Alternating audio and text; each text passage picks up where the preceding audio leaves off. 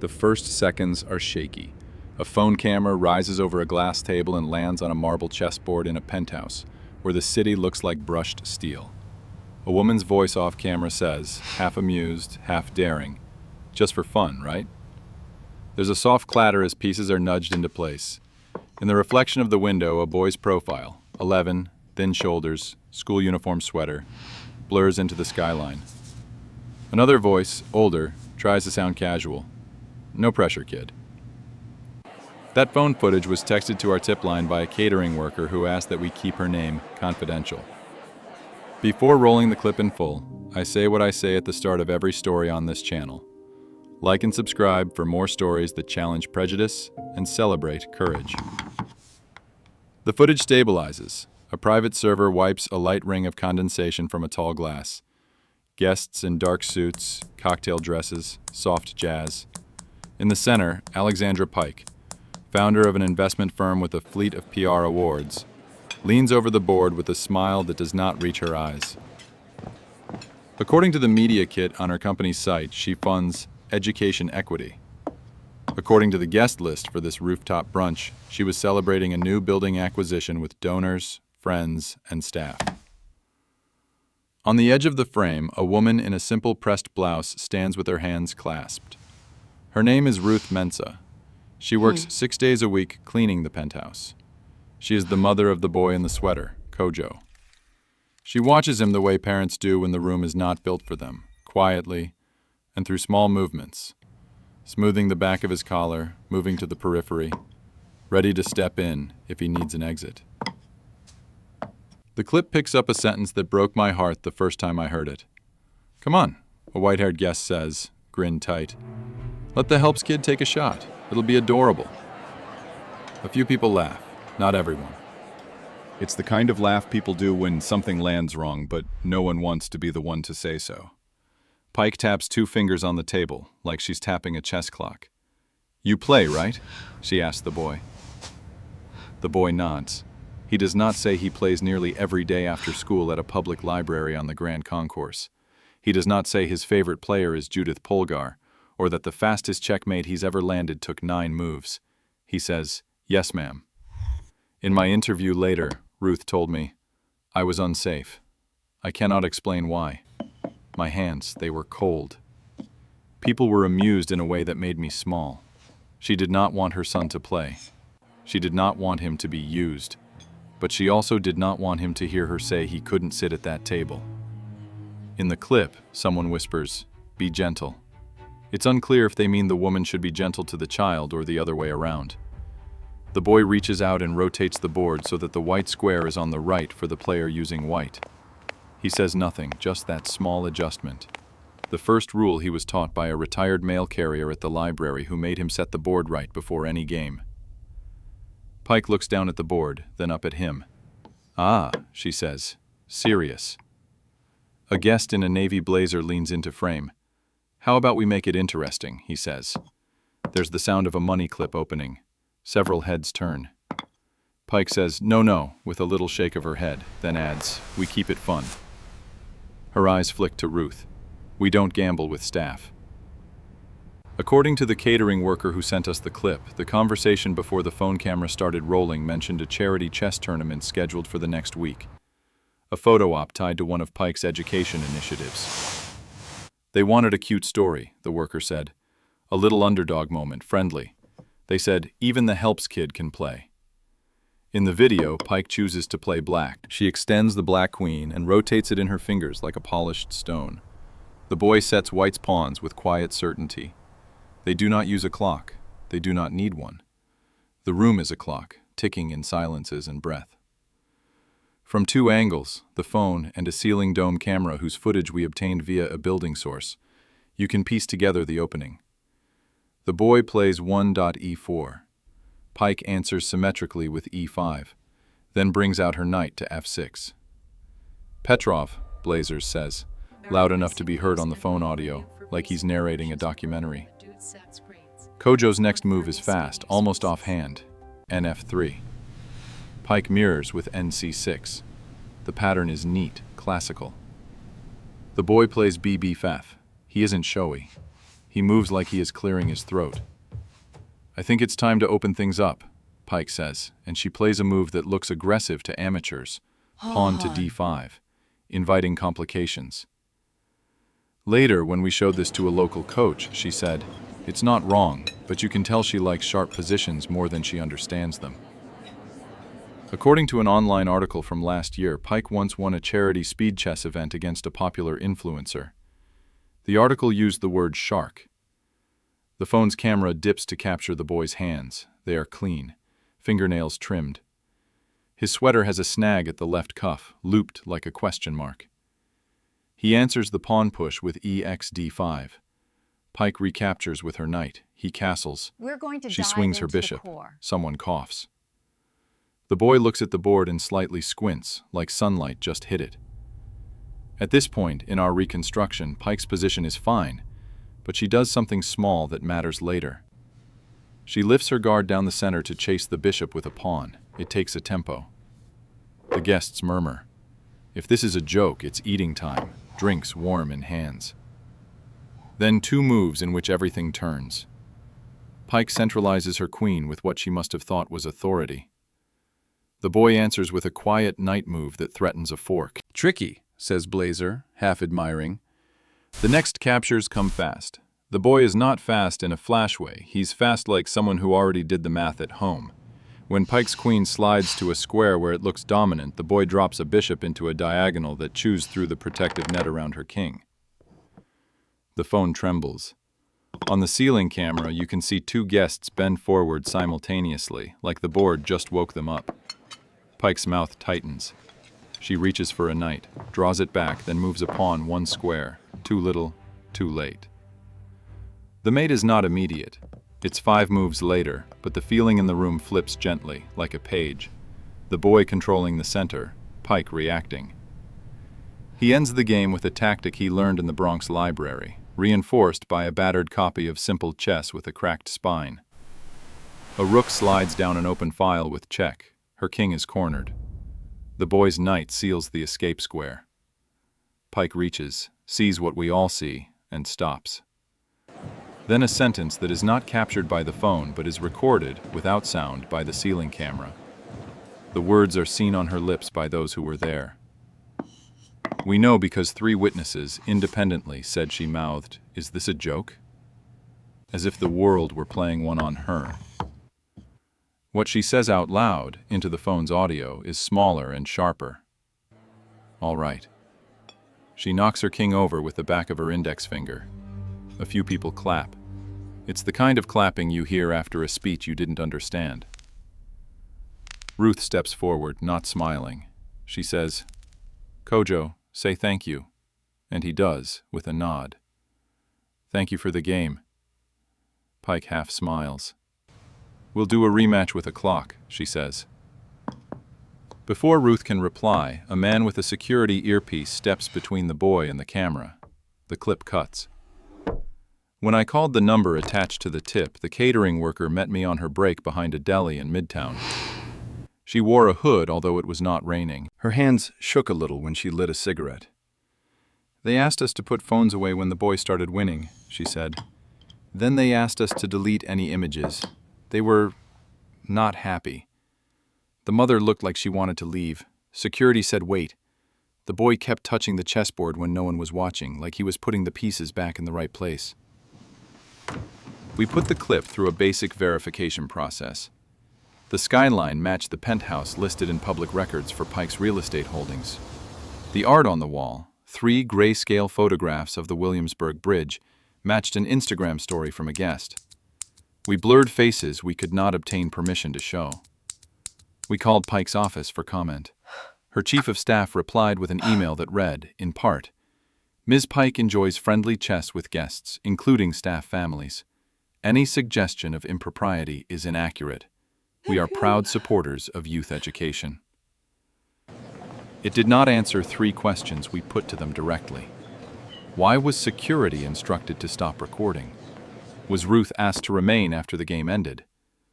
Does the foundation require image rights in exchange for scholarships? According to Ruth, yes to the last. We'll get there. A day after the brunch, Ruth told her supervisor she needed Saturday off. "I thought I offended," she said to me, twisting her dish towel in her hands. "I thought because my son won, I did disrespect." Her supervisor said, "No, they want you Tuesday for a special event. They said bring your son. They want to discuss opportunities." "Opportunities," Ruth repeated when we sat in her kitchen. Her apartment, 2 bedrooms, 5th floor of a walk-up, still had tape marks on the walls from when her late husband measured shelves that he never got to put in. Kojo did homework at the table and occasionally looked up when his mother paused. "I was afraid to refuse," she said. "I did not want trouble." We have a copy of the form Ruth was handed that Tuesday. It is a standard photo release. The foundation logo sits at the top in clean sans serif. Paragraph 2 grants the foundation and its partners perpetual, worldwide rights to record, use, and distribute likenesses for promotional purposes. Paragraph 4 mentions no compensation beyond promotion of partner stories. Ruth said, "They said if we sign, he can go to a chess academy for free. They said it is a big deal. They said he can be a story of the year for them." The conversation in the office was recorded, unintentionally, by Ruth's phone, which started audio recording when she tried to silence a call. We obtained the file and, with her permission, transcribed it. It is ordinary. It is the ordinariness that is alarming. Pike: "It was incredible. Honestly, you're raising a star."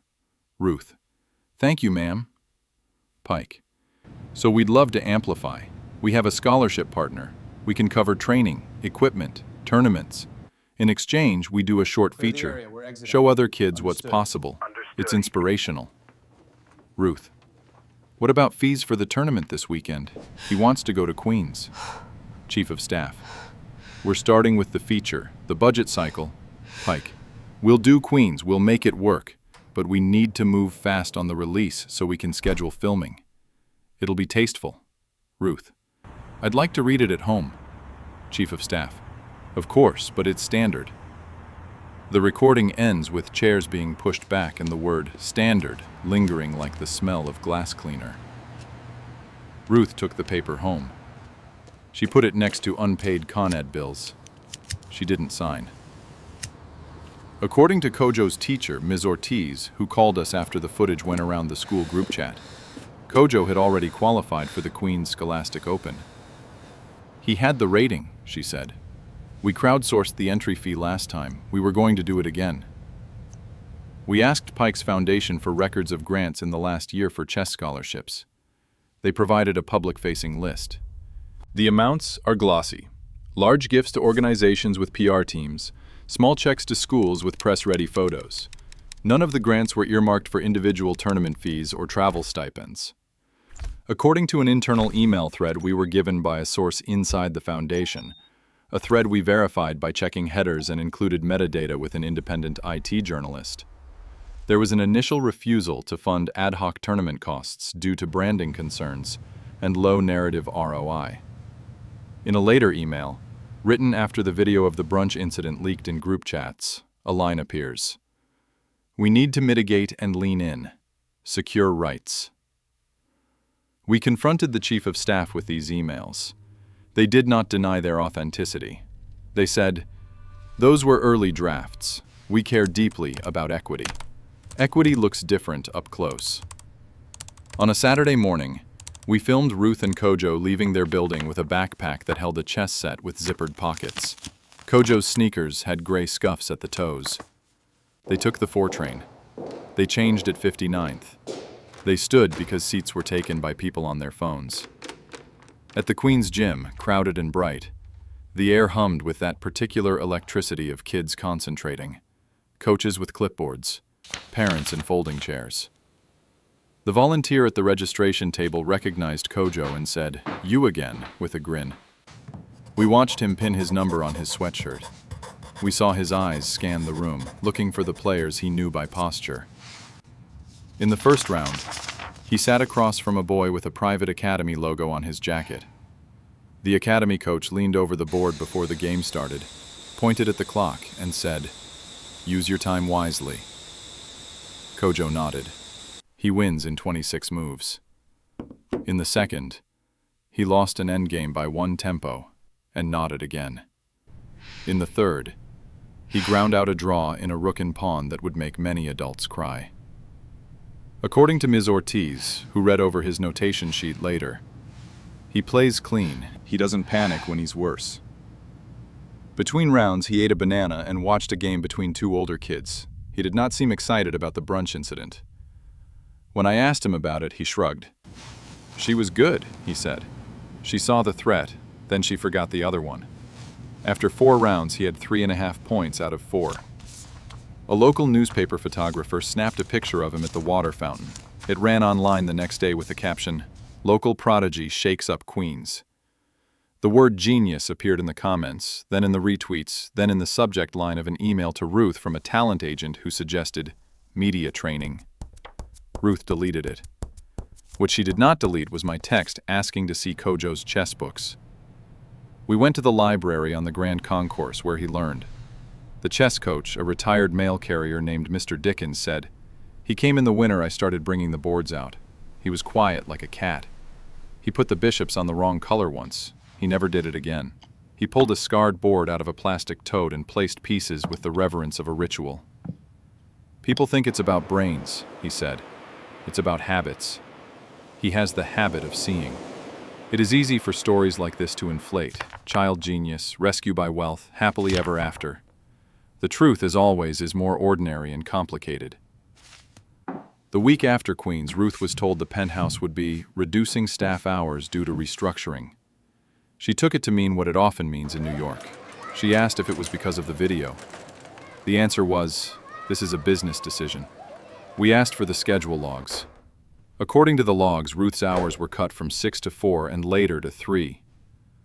On the day she returned to request full time, she was escorted by security to wait in the service corridor for 20 minutes while a meeting concluded.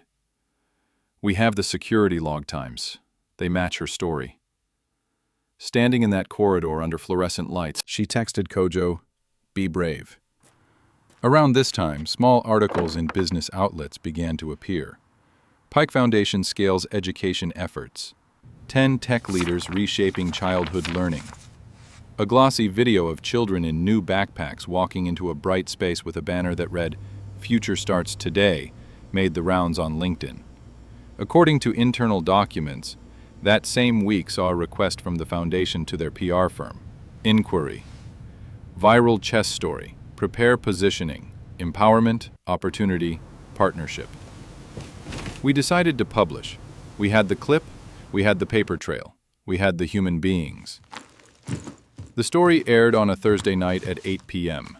We cut the video to 2 minutes and 40 seconds. We layered it with stills from the library, Ruth's kitchen table, Kojo's hand spinning a knight in a circle like he was drawing something in the air. I said what I say at the end of stories like this. Injustice is not a concept. It is a pattern of small actions on a timeline. By morning, the clip had 1 million views. Comments came in like rain. Some were exactly what Ruth feared, patronizing, sticky with unexamined savior fantasies. Many were a different kind. Let the kid play. Cover the fees. We got you. An organizer in Harlem set up a crowdfunding page for Kojo's tournament expenses with a cap at $5,000. It hit the cap in 6 hours. They closed it, per Ruth's request, and set up a similar fund for the library chess club instead. Pike's office sent a new statement. It read, "We celebrate Kojo's talent and have offered his family support. Any reduction in staff hours is unrelated to this matter. We are establishing a community chess program in partnership with the Bronx library system." There was one sentence that made us pause. "We regret if any interactions were misinterpreted." Language has a way of telling the truth about itself. Misinterpreted is a way of saying the interpretation is the problem. 2 weeks later, on a bright Saturday, the library hosted a citywide youth invitational. Folding tables covered with green and white vinyl boards. A hand-lettered sign said, "No talking during games." We were careful. We filmed only from the librarian-approved angles. We kept our distance. We were there because Kojo had been invited to play on board 1 for the final round. There was a rumor that someone important was coming to watch. That rumor was true. At 11:05 a.m., a black town car pulled up. Alexandra Pike stepped out in a navy jacket and low heels. She didn't announce herself. She took a seat in the back row of chairs behind the boards. She nodded when the librarian thanked her for coming. A child in a Spider-Man backpack asked for her autograph, thinking she was someone from TV. She signed anyway. During the final round, Kojo faced a boy from a private school in Manhattan who had a coach who used a laptop with an engine open. The boy flicked his pieces with confidence. Kojo stared like he was waiting for a bird to land. The game was closed, positional. It smelled like dust and pencil and thinking. At move 22, Kojo traded into a better endgame. At move 27, he fixed his pawn structure like he was tucking a sheet. At move 31, he tightened the noose gently with the care of someone tying a bow. The handshake at the end was firm. Kojo smiled with his eyes more than his mouth. He got up, went to his mother, and she touched his shoulder like she was checking that his temperature was safe. After trophies, there was a cluster of people: parents, reporters, a retired mail carrier, 1 or 2 donors. Pike waited at the edge of the group. When there was a gap, she stepped in. "Congratulations," she said to Kojo. The room went quiet in that way rooms do when everybody recognizes a scene from a different story. "I wanted to apologize," she said, and her voice was loud enough for those of us nearby to hear, but not performatively loud. "Our interaction in my home was not what it should have been. I'm sorry." She looked at Ruth. "We cut your hours in a period where we were reviewing budgets. We should have told you plainly. I'm restoring them. And the foundation will fund tournament fees for the library program this year. No releases. No cameras if you don't want them." She paused. "We should have led with that." According to my notes, Ruth did not rush to fill the silence. Finally, she said, "Thank you," and then, "It is not about cameras. It is about respect." Kojo stood between them, eyes on the scuffed floor. Someone's child in the back asked where the bathroom was. Life kept going. We asked Pike after in the hallway by the photocopier what changed. She said, "People were upset." Then she added after a beat, "People were right." She did not ask me to quote that. I did anyway. She sent no follow-up to retract it. There is a temptation to end here. The boy wins, the woman apologizes. The woman funds the program without taking credit. Roll credits. But stories are not endings. They are routines you do or don't do in the days after. The routine, from what we saw: Kojo goes to school. He makes a knight's tour pattern in the margins of his math notebook. Ruth keeps the kitchen clean like a small church. She says no to several opportunities that would require Kojo to pose next to corporate banners and say lines. She says yes to an after-school program twice a week run by Mr. Dickens and Ms. Ortiz, and to an invite to a museum where Kojo wanted to see paintings of boats. At a local park one evening at golden hour, we filmed a quiet thing. On the concrete picnic table, a chessboard. Kojo played a man in a sweatshirt with elbows gone white at the bone. The man trash-talked under his breath with respect. Kojo took his time.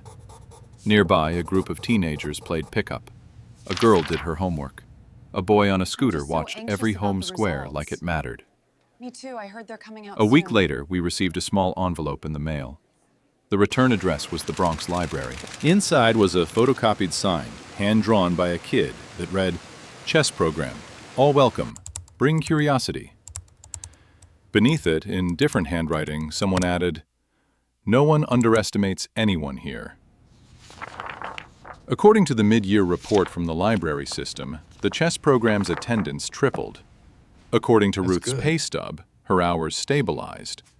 According to the crowdfunding update, the funds went to entry fees, bus fare, clocks, and a mild splurge. Pizza for every Saturday session, because apparently learning openings makes you hungry. At the Queen's Scholastic Awards ceremony, after the last trophy and the stack of certificates had been handed out like Here's your paper hat. coins, An organizer asked if Kojo wanted to say something. He looked at Ruth. Here's your half. She nodded. He went to the front and tapped the microphone that invited a feedback pop. His voice was clear in the gym buzz. "I'm good because people let me be good," he said. "My mom, Mr. Dickens, Ms. Ortiz, the library that doesn't kick us out, the people who gave $10. If you want to help like that. If you want to play me. It's fun." He looked at the organizers, then at the back where a few of us stood. "And if you think someone is a joke, maybe they're the one who knows the move you don't see." In the months that followed, we saw Pike at 2 library events, sitting in the back, not on the stage. We saw Ruth on a Saturday telling a volunteer how to store boards without snapping hinges. We saw Kojo lose a game to a girl 2 years younger and high-five her like she'd climbed a tree to the top. We saw sponsors send clocks without logos. We saw how ordinary the extraordinary is when people stop needing credit for it. There is no sainthood here. There's a child who calculates well and reads the room even better. There's a woman who made a mistake the size of a penthouse and chose, after public pressure, to do one right thing that might lead to other right things. There's a mother who stood in a corridor while a meeting happened somewhere that decided the shape of her week and decided she was not going to be a photo op in exchange for her son's joy. In the final clip we'll leave you with, the camera holds on a chessboard in soft evening light. Pieces are set in their starting squares. A hand reaches in, not Kojo's, not Ruth's. The librarian's, wrinkled, steady. He moves upon one square. That's the rule if you don't want to rush. One square at a time. Before we go, I'll say it again, the way we say it, because it's our habit. It's also our ask. Like and subscribe for more stories that challenge prejudice and celebrate courage. Think about where you place your pieces, Ruth said to me the last time we spoke, when I asked her what she wanted people to remember. She wasn't talking about chess. Not just the ones that move like queens. The little ones, too. They change the board when you move them with care.